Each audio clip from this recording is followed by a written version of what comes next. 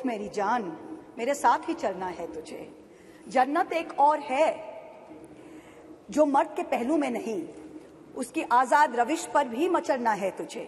बन के तूफान छलकना है, उबलना है तुझे। उठ मेरी जान, मेरे साथ ही चलना है तुझे। ये किताब नहीं है संविधान का मेरे हाथों में, तो आपके लिए किताब होगी, हमारे लिए पूजनीय है, संविधान है ये।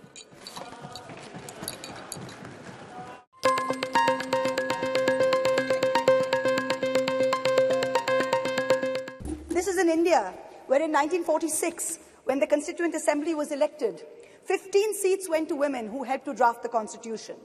Both the United States and the United Kingdom saw lengthy suffragette movements before women were granted the right to vote. India's founders in 1947, April, agreed to the principle of universal adult suffrage, giving simultaneously the right to vote to women and to men. There was never any question of denying women the right to vote while giving it to men. All 15 members of the Constituent Assembly who were women rejected the demand for any special women's reservation on July 18, 1947.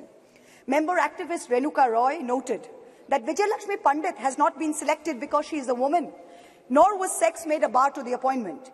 It is her proven worth that has been responsible for her appointment to the high office of ambassador to a land. The demand for special reservation is an insult to our intelligence and to our capacity. So sure were our founding mothers that this great land would not deny her women their rightful place based on merit. But alas, it is 75 years later.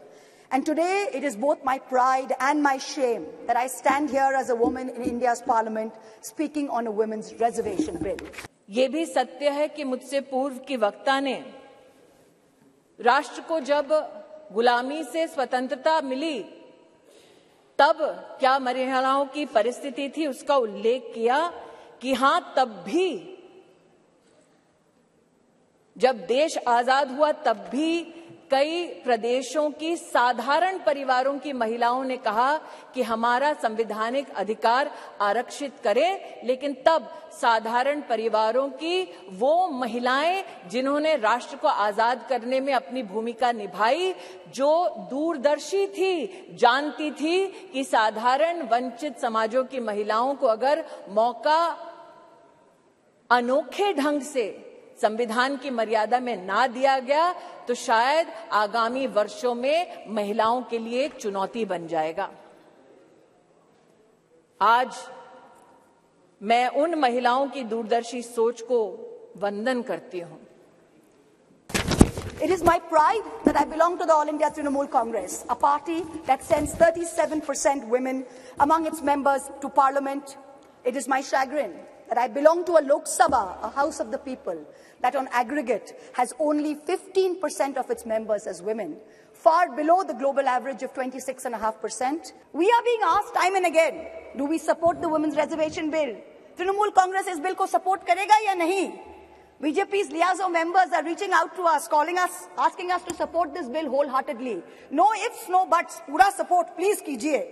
To them we say very clearly, we not only support a women's reservation bill, but in truth, it is Mamata Banerjee, India's only female chief minister today, who is the mother of this bill, who has given birth to the original idea where she has unconditionally sent 37% of women MPs to this parliament on her ticket.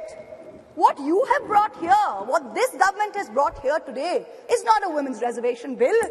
It is a women's reservation rescheduling bill and should be renamed as such. Its agenda is delay. Its agenda is not reservation. महोदय, 1971 में तब की सरकार में एक committee का गठन हुआ on the status of women in India, और आज मैं विशेष रूप से आपका ध्यान आकृष्ट करती हूं 1974 में जब कमेटी ने अपनी रिपोर्ट को साझा किया तो उसके 7वें चैप्टर में पॉलिटिकल स्टेटस के वर्णन में ये इंगित है कि तब भारतीय जनसंघ ने कहा था कि महिलाओं को कॉन्स्टिट्यूशनली गारंटी कीजिए। They were the advocates for women's reservation. आज जनसंघ के उन नेताओं को, उन चिंतकों को मैं आभार व्यक्त करती हूं।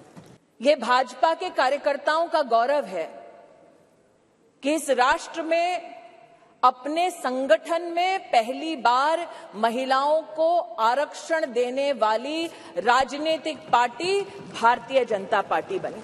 और इसीलिए कल जब ये प्रस्ताव सदन में आया तो कुछ लोगों ने कहा हमारा बिल है, कुछ लोगों ने कहा हमने चिट्ठी लिखी, कुछ लोगों ने कहा कि ये पूरा का पूरा संवैधानिक निर्माण हमारा था। आज ऐसी एक सम्मानित नेत्री ने सदन में अपना वक्तव्य रखा, लेकिन उनका मैं एक विशेष रूप से आभार व्यक्त करती हूं कि 2 विषयों पर उन्होंने ऑन रिकॉर्ड स्पष्टीकरण दिया है। हमको बार बार बतलाया जाता कि एक विशेष परिवार ने 73rd, 74th amendment to the constitution पारित करवाया। आज मैं आभार वंदन करती हूं कि पहली बार स्पष्टता हुई इस सदन में उनके द्वारा कि ये पुण्य काम पीवी नरसिम्हा राव जी ने किया, जिनके मरणोपरांत उनके ही पार्टी के हेडक्वार्टर में उनको नमन करने का मौका नहीं दिया गया। Honorable Prime Minister grandly proclaimed that it seemed he was ordained to perform many important tasks for this country, including this one. And then with much fanfare, this government introduced this bill, claiming credit as usual for a groundbreaking move. But wait, what does this bill really say? Article 334 of the bill says, the reservation shall come into effect only after delimitation has been undertaken. Delimitation will only be undertaken after the relevant figures for the next census have been published. The rotation of seats for women shall take effect after each subsequent exercise of delimitation. So what does this mean? In true BJP's Goebbelsian doublespeak style, it means we don't know if and actually when we will actually have 33% of women sitting in the Lok Sabha. Because number one, the date of the next census is entirely indeterminate. Because of this, number two, the date of the next delimitation exercise is therefore doubly indeterminate. It is also controversial, as my esteemed colleague Kanimoji from the DMK spoke. She said, according to the data, we will have an increase of 0% in the number of seats for Kerala, 26% for Tamil Nadu, but a whopping 26%, a 79% increase for both Madhya Pradesh and Uttar Pradesh. So women's reservation is dependent on 2 totally indeterminate dates. Can there be a greater jumla? Forget 2024. This may not even be possible in 2029. The endless dithering over when there will be the next census, when there will be the next delimitation, will only ensure that the urgent need of reservation for women in elections to the parliament and to state legislatures will be indefinitely delayed yet again. महोदय, हम जानते हैं कि संविधान को छिन्न भिन्न करना ये कांग्रेस की पुरानी आदत है, लेकिन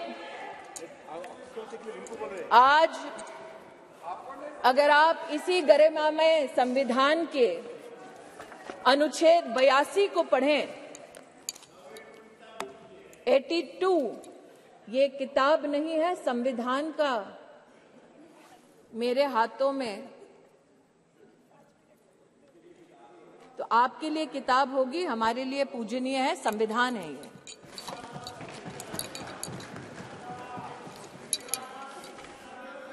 आर्टिकल 82 और आपकी अनुमति से पढ़ना चाहती हूं। Upon the completion of each census, allocation of seats in the House of the People to the states and division of each state into territorial constituencies shall be readjusted by such authority and in such manner as Parliament may by law determine, provided also that until the relevant figures for the first census taken after the year 2026 have been published. तो क्या ये विपक्ष के नेताओं का मत है कि जो संवैधानिक प्रक्रिया इंगित है संविधान में, उसकी अवहेलना हो should we not abide by the Constitution?